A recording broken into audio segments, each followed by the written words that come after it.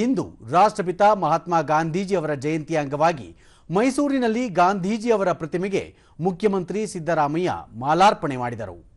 ಈ ವೇಳೆ ಸಮಾಜ ಕಲ್ಯಾಣ ಇಲಾಖೆ ಸಚಿವ ಡಾಕ್ಟರ್ ಎಚ್.ಸಿ. ಮಹದೇವಪ್ಪ, ಶಾಸಕರಾದ ಪಿಎಂ ನರೇಂದ್ರ ಸ್ವಾಮಿ, ಆರ್ ಕೃಷ್ಣಮೂರ್ತಿ ಮತ್ತಿತರ ಗಣ್ಯರು ಉಪಸ್ಥಿತರಿದ್ದರು.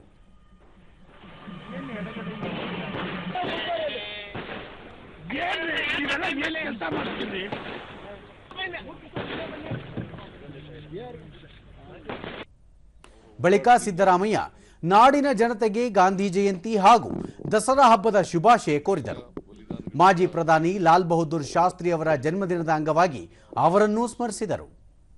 ಅವರು ದಾರಿನಲ್ಲಿ ನಡೀತಕ್ಕಂಥ, ಅವರು ಹಾಕೊಟ್ಟಂತ ಮಾರ್ಗದರ್ಶನದಲ್ಲಿ ನಡೀತಕ್ಕಂಥ ಶಕ್ತಿ ಕೊಡ್ಲಿ ಅಂತೇಳಿ ಪ್ರಾರ್ಥನೆ ಮಾಡ್ತೀನಿ. ಮತ್ತೆ ಇದೇ ಸಂದರ್ಭದಲ್ಲಿ ಲಾಲ್ ಬಹದ್ದೂರ್ ಶಾಸ್ತ್ರಿ ಅವರು ಕೂಡ ಮಾಜಿ ಪ್ರಧಾನಮಂತ್ರಿಗಳು, ಅವರ ಜನ್ಮದಿನೋತ್ಸವವನ್ನು ಕೂಡ ಆಚರಣೆ ಮಾಡ್ತಾ ಇದ್ದೀವಿ. ಮತ್ತೆ ಅವರು ಮಾರ್ಗದರ್ಶನದಲ್ಲಿ ಅತ್ಯಂತ ಪ್ರಾಮಾಣಿಕವಾದಂಥ ವ್ಯಕ್ತಿ, ಅದರಿಂದ ಅವರು ಮಾರ್ಗದರ್ಶನದಲ್ಲಿ ನಡೀತಕ್ಕಂಥ ಶಕ್ತಿ ಕೊಡಲಿ ಅಂತೇಳಿ ಪ್ರಾರ್ಥನೆ ಮಾಡ್ತೀನಿ.